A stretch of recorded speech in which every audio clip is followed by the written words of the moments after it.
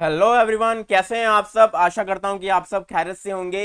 Indian Overseas Bank एक leading public sector bank जिसकी geographical presence है all over India and abroad, invites करा है application for the recruitment of LBO, local bank officers के लिए recruitment out हुई है। नोटिफिकेशन जारी हो चुका है। तो चलिए ब्रेक डाउन करते हैं नोटिफिकेशन का, सभी इंपॉर्टेंट डिटेल्स जानते हैं, जैसे कि कौन कौन सी स्टेट में यहाँ पे अप्लाई कर सकता है कैंडिडेट, क्या डेट्स है इंपॉर्टेंट, क्या सिलेक्शन क्राइटेरिया होगा, सिलेक्शन प्रोसेस क्या होगा, एलिजिबिलिटी क्राइटेरिया। तो सारी इंपॉर्टेंट डिटेल्स को जानते हैं, तो जुड़े रहिए हमारे साथ। तो सबसे पहले चलते हैं यहाँ पे नोटिफिकेशन पे।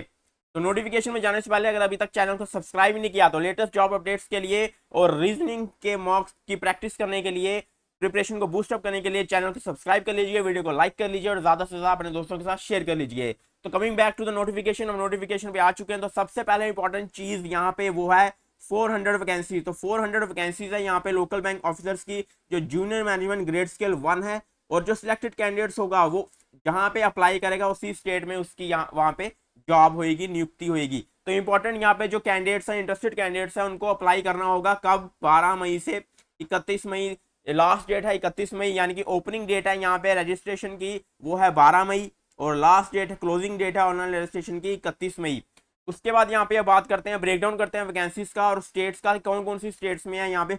तो टोटल 6 स्टेट्स हैं यहाँ पे जो अभी तक आई हैं, जिसमें पहले नंबर पर अभी दिखा हुआ है तमिलनाडु, जिसमें ओवरऑल अगर हम बात करें तो 260 वैकेंसीज है। ओडिशा में 10 वैकेंसीज है, महाराष्ट्र में 45 वैकेंसीज है, गुजरात में 30 वैकेंसीज है, वेस्ट बंगाल में 34 वैकेंसीज है और पंजाब में 21 वैकेंसीज है। तो ओवरऑल यहाँ पे 400 वैकेंसीज हैं।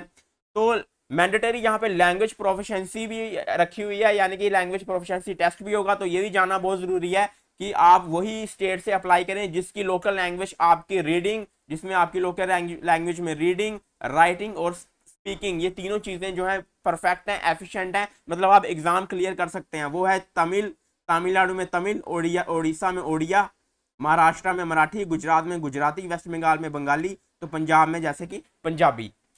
तो उसके बाद एक ही स्टेट से अप्लाई कर सकते हैं, ये भी चीज़ जान लीजिए। अब आगे चलते हैं, यहाँ पे अगली इंपॉर्टेंट चीज़ जानते हैं। यहाँ पे अगली इंपॉर्टेंट चीज़ यही है, जैसे कि मैंने कहा एक ही स्टेट से आप अप्लाई कर सकते हैं, मल्टीपल स्टेट्स में आप अप्लाई नहीं कर सकते। और उसके बाद यहाँ पे इंपॉर्टेंट चीज़ ये है कि ये जो जो भी सिलेक्ट कैंडिडेट्स होंगे उनको 12 साल, पहले 12 साल या फिर कहें कि जब तक SMGS आप ग्रेड तक नहीं आते आपको उसी स्टेट में जॉब करनी है।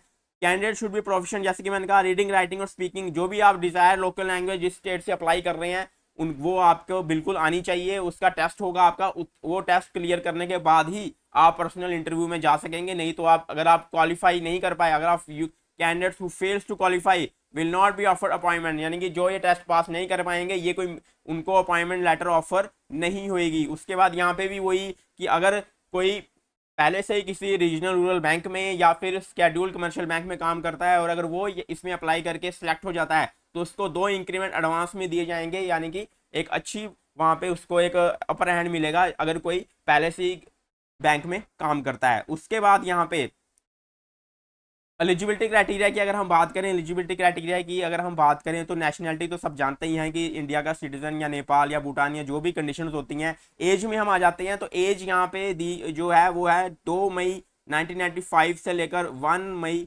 2005 होना चाहिए। और ये दोनों ही डेट्स इंक्लूड है, यानी कि मिनिमम 20 ईयर्स और मैक्सिमम यहाँ पे 30 ईयर्स एज होनी चाहिए। उसके बाद क्वालिफिकेशन की बात करते हैं, क्या एजुकेशन क्वालिफिकेशन यहाँ मांगी गई है। तो ग्रेजुएशन होनी चाहिए आपकी, किसी भी फील्ड में आपने ग्रेजुएशन की हो, लेकिन वो गवर्नमेंट ऑफ इंडिया से रिकॉग्नाइज होनी चाहिए, या फिर इक्विवेलेंट क्वालिफिकेशन जो ग्रेजुएशन के बराबर की जो क्वालिफिकेशन होती है, यस वो भी यहाँ पे मान्य रखी हुई है। उसके बाद फॉर्म भरने के टाइम यहाँ पे लिखा हुआ है कि आपको अपनी परसेंटेज भी डालनी पड़ सकती है, तो वो भी आप अपने फॉर्म भरने के टाइम रेडी रखिए। फॉर्म का लिंक आपको एक्टिव हो जाएगा, जब भी फॉर्म का लिंक एक्टिव होगा आपको इस डिस्क्रिप्शन बॉक्स में वो दिख जाएगा। अगर आपको ये नोटिफिकेशन देखनी है तो इसका भी आपको लिंक डिस्क्रिप्शन बॉक्स में मिल जाएगा। रिलैक्सेशन जो है अपर एज लिमिट में वो एज पर गवर्नमेंट डायरेक्टिव्स या जैसे होती हैं वही हैं, यहाँ पे भी वही हैं। तो चलते हैं अगली चीज़, अगली इंपॉर्टेंट चीज़ यहाँ पे वो होगी सिलेक्शन क्राइटेरिया, रिक्रूटमेंट प्रोसेस क्या होने वाला है, किस तरह से स्ट्रक्चर होगा एग्जाम का, उस चीज को देख लेते हैं। तो सबसे पहले यहाँ पे सिलेक्शन प्रोसेस को देखते हैं, उसके बाद हम सैलरी पे आएंगे। तो सिलेक्शन प्रोसेस यहाँ किस तरह से होगा, एक ऑनलाइन एग्जामिनेशन होगा जिसके बाद आपका लैंग्वेज प्रोफिशिएंसी टेस्ट होगा और फिर उसके बाद पर्सनल इंटरव्यू होगा। तो जो क्वालिफाई होंगे ऑनलाइन एग्जामिनेशन में वही उन्हीं को बुलाया जाएगा लैंग्वेज प्रोफिशिएंसी टेस्ट के लिए, और जो क्वालिफाई बोथ ऑनलाइन और एलपीटी यानी कि लैंग्वेज प्रोफिशिएंसी टेस्ट में होंगे उसको बुलाया जाएगा पर्सनल इंटरव्यू के लिए। तो किस तरह से स्ट्रक्चर है ऑनलाइन एग्जामिनेशन का वो भी देख लेते हैं। तो ये देखिए एक मेंस लेवल का एग्जामिनेशन स्ट्रक्चर है, जिस तरह से मेंस एग्जाम आते हैं बैंक्स में। रीजनिंग एंड कंप्यूटर एप्टीट्यूड में 30 क्वेश्चन होंगे जिसके मैक्सिमम 60 मार्क्स है, और सेक्शन वाइज यहाँ पे सेपरेट टाइमिंग भी ड्यूरेशन है, यानी कि 60 मिनट्स में आपको 30 क्वेश्चन दिए जाएंगे रीजनिंग एंड कंप्यूटर एप्टीट्यूड में। 30 मिनट्स में आपको 40 क्वेश्चंस दिए जाएंगे जिसके 40 मार्क्स है general economy and banking awareness में। 60 मिनट्स में अगेन डाटा एनालिसिस इंटरप्रिटेशन के 30 क्वेश्चन आएंगे 60 मार्क्स के। उसके बाद 30 मिनट में फिर से इंग्लिश लैंग्वेज के 40 क्वेश्चन आएंगे 40 मार्क्स के। तो कुल मिला के यहाँ पे 140 क्वेश्चन होंगे और मैक्सिमम मार्क्स होंगे 200। तो टोटल ड्यूरेशन ये बन के आएगा 3 घंटे का, यानी कि सेपरेट टाइम के बाद टोटल ड्यूरेशन है वो 3 घंटे का। और इंपॉर्टेंट चीजें यहाँ पे जान लेते हैं कि यहाँ पे सेक्शनल क्वालिफाइंग मार्क्स भी होगा। जैसे कि आप सब जानते हैं कि एसबीआई सीबीयू में सेक्शनल क्वालिफाइंग मार्क्स नहीं है, लेकिन यहाँ पे रखे गए हैं कि सेक्शनल क्वालिफाइंग मार्क्स होगा यहाँ पे 30% रिजर्व कैंडिडेट्स के लिए और 35% अनरिजर्व कैंडिडेट्स के लिए। यहाँ पे नेगेटिव मार्किंग भी है, यानी कि 1/4 की नेगेटिव मार्किंग है। अगर आप 4 क्वेश्चन गलत करेंगे, अगर आपके 4 क्वेश्चन रॉन्ग होंगे तो आपका 1 मार्क्स रिजेक्ट होएगा। 4 क्वेश्चन गलत होने पर आपका 1 मार्क्स रिजेक्ट होगा। तो यहाँ पे नेगेटिव मार्किंग भी है। एक और चीज आपको बता दूं कि एसबीआई में सीबीओ में नेगेटिव मार्किंग भी नहीं है। उसके बाद अगली चीज यहाँ पे अब हम देखते हैं यहाँ पे लैंग्वेज प्रोफिशिएंसी टेस्ट में, जैसे कि मैंने कहा था कि आपको रीडिंग राइटिंग एंड स्पीकिंग ये तीनों चीजें एफिशिएंट होनी चाहिए लैंग्वेज प्रोफिशिएंसी के लिए। यहाँ पे एक और चीज है कि जो candidates 10th 12th standard marksheet या सर्टिफिकेट अपने एविडेंस देंगे, प्रूफ देंगे, उनके लिए अनिवार्य नहीं है ये लैंग्वेज प्रोफिशिएंसी टेस्ट। वो सीधा पर्सनल इंटरव्यू फेस में अगले फेस में एंटर कर जाएंगे, उनके लिए ये चीज़ अनिवार्य नहीं है। जिस भी अगर आप स्टेट में अप्लाई कर रहे हैं उसकी अगर आपने लोकल लैंग्वेज 10th या 12th में पढ़ी है और अगर आप उसका प्रूफ दे देते हैं, एविडेंस दे देते हैं, तो आप वो टेस्ट आपके लिए अनिवार्य नहीं है। उसके बाद यहाँ पे पर्सनल इंटरव्यू होगा, जो भी क्वालिफाई करेंगे online examination plus language proficiency test, उसके बाद पर्सनल इंटरव्यू के लिए उनको बुलाया जाएगा। और वहाँ पे यहाँ पे कोई भी यहाँ और फिर उसके बाद मिनिमम क्वालिफाइंग मार्क्स जो होगा पर्सनल इंटरव्यू का वो भी बैंक डिसाइड करेगा क्या होगा। उसके बाद फाइनल सिलेक्शन पे जो वेटेज है ऑनलाइन एग्जाम और पर्सनल इंटरव्यू की वो 80-20 की रेशो की वेटेज होएगी। तो एंड में वो जो फाइनल कैंडिडेट सेलेक्ट होंगे, यहाँ पे नॉर्मलाइजेशन का कोई जिक्र नहीं किया है, तो हम मान सकते हैं कि एक ही एग्जाम होगा एक ही टाइम पे, तो नॉर्मलाइजेशन यहाँ पे नहीं है। अब बात करते हैं यहाँ पे सैलरी की। सैलरी स्ट्रक्चर भी यहाँ पे वही है जो सीबीओ का सैलरी स्ट्रक्चर है, वही यहाँ पे लोकल बैंक ऑफिसर एलबीओ का भी वही स्ट्रक्चर है। असिस्टेंट मैनेजर स्केल 1 में 48,480 से बेसिक पे 85,920 तक है। तो 48,480 बेसिक पे होएगी।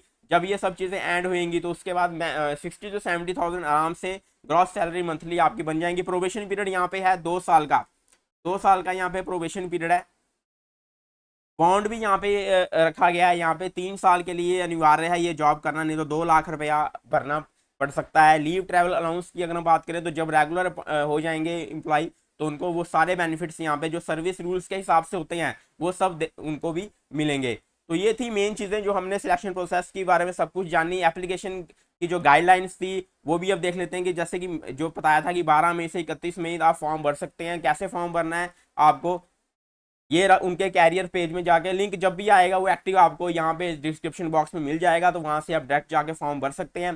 तो चलिए मिलते हैं अब आपको अगले सेशन में। ऐसे ही हमारे साथ लेटेस्ट जॉब सेशन में जुड़ने के लिए और रीजनिंग की प्रैक्टिस करने के लिए, अपनी प्रिपरेशन को बूस्ट अप करने के लिए हमारे साथ जुड़ने के लिए चैनल को सब्सक्राइब कर लीजिए, वीडियो को लाइक कर लीजिए और ज़्यादा से ज़्यादा अपने दोस्तों के साथ शेयर कर लीजिए। तो मिलते हैं अब आपको अगले सेशन में, तब तक के लिए धन्यवाद। जय हिंद।